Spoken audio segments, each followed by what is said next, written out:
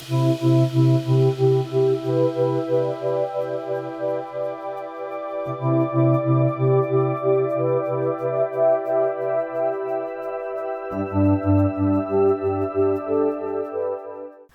வணக்கம். இன்னைக்கு நம்ம பார்க்க போற ஆசனா அர்த்த ஊர்த்துவ உபவிஸ்த கோணாசனா. அர்த்த என்றால் பாதி என்று பொருள். ஊர்த்துவ அப்படின்னா உயர்ந்த அப்படின்னு பொருள். உபவிஸ்த கோணாசனா நம்ம அமர்ந்த நிலையில் பண்ணக்கூடிய ஆசனா. இப்போ இந்த ஆசனா வந்து ஒரு காலை வந்து அப்படி மேலே நோக்கி உயர்த்திய ஆசனா போல் இருக்கிறதுனால இது அர்த்த ஊர்த்துவ உபவிஸ்த கோணாசனா அப்படின்னு சொல்கிறோம். இந்த ஆசனா யார் யாரெல்லாம் செய்கிறத தவிர்க்கிறது நல்லது அப்படின்னு பார்த்தோம்னா, இடுப்பு பகுதிகளில், தோல் பகுதிகளில், கழுத்து பகுதிகளில் தீவிர வலி உள்ளவங்க, ஆப்ரேஷன் பண்ணியிருந்தவங்க இந்த ஆசனா தவிர்க்கிறது நல்லது. மற்றும் கைகளால் பிடிச்சி காலை மேலே உயர்த்த முடியாதவங்க வந்து இந்த ஆசனா வந்து பொறுமையாக செய்கிறது நல்லது.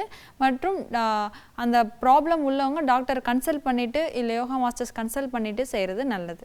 இப்போது அர்த்த ஊர்த்துவ உபவிஸ்த கோணாசனா எப்படி செய்யலான்னு பார்க்கலாம் வாங்க. எப்போதும் போல் ஃபஸ்ட்டு சிட்டிங் தாடாசனா பொசிஷன்.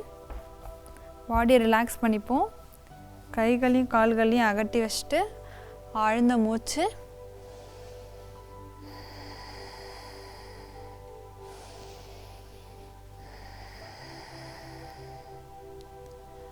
இப்போது நம்மளுடைய வலது கால் இருக்கு இல்லையா, வலது காலை நார்மலாக கீழே வந்து இது மாதிரி ஒரு ஸ்லாண்டிங் பொசிஷனில் காலை வந்து வச்சுப்போம். நம்மளுடைய வலது கட்டை விரலை வலது கையாலேயே இது மாதிரி பிடிச்சிப்போம். அடுத்தது இடது காலையும் அதே போல் பிடிச்சிட்டு நம்மளுடைய இடது கால் மட்டும் இப்போ மேலே தூக்குறோம். வலது கால் நார்மலாக இருக்கணும், இடது கால் வந்து மேல் நோக்கி இடதுபுறமாக இது போல் தூக்கணும்.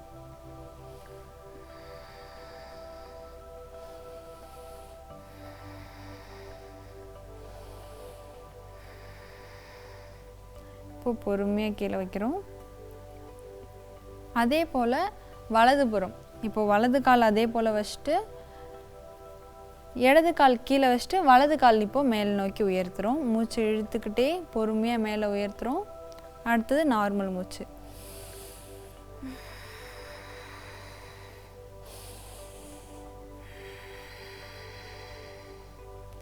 இப்போ பொறுமையாக கால்களை கீழே இறக்குறோம்.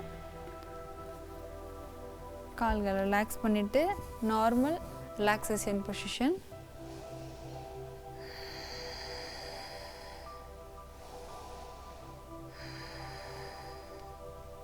ரிலாக்ஸ். அர்த்த ஊர்த்துவ உபவிஷ்ட கோணாசனா செய்யும் போது நம்மளுடைய கால் பகுதியில் உள்ள பின் சதைகள் இருக்கு இல்லையா, தொடைப்பகுதியில் உள்ள சதைகள் எல்லாமே இது குறையும். ஏன்னா நம்ம வந்து ஸ்ட்ரெச் பண்ணும்போது பேக்கில் உள்ள தொடைப்பகுதியில் உள்ள மசில் எல்லாமே நல்லா கான்ட்ராக்ட் ஆகி தேவையற்ற கொழுப்புகள் எல்லாமே இது குறையும்.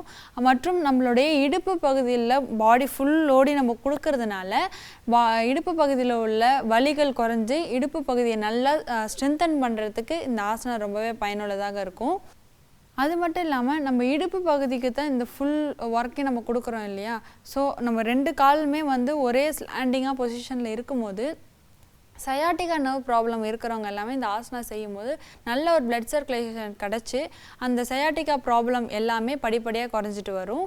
நம்மளுடைய பாடியை வந்து பேலன்ஸ்டாக நம்ம வச்சுக்கிறோம் இல்லையா, பின்னோக்கி முன்னோக்கி நம்ம விழாமல் இருக்கிறதுக்கு நம்ம பாடியும் மைண்டையும் பேலன்ஸ் பண்ணுறோம். ஸோ இது வந்து மன அமைதி கிடச்சி மன ஒருநிலைப்படும், நம்மளுடைய மன அழுத்தமும் குறைஞ்சி மனமும் உடலும் சமநிலையில் இயங்கிறதுக்கு இந்த ஆசனம் ரொம்பவே பயனுள்ளதாக இருக்கும். இன்றைக்கி அர்த்த ஊர்த்துவ உபவிஷ்ட கோணாசனா எப்படி செய்யலாங்கிறத பார்த்தோம். நெக்ஸ்ட் ஒரு எபிசோடில் இன்னொரு ஆசனத்தோடு உங்கள் எல்லாரையும் சந்திக்கிறேன். நன்றி, வணக்கம்.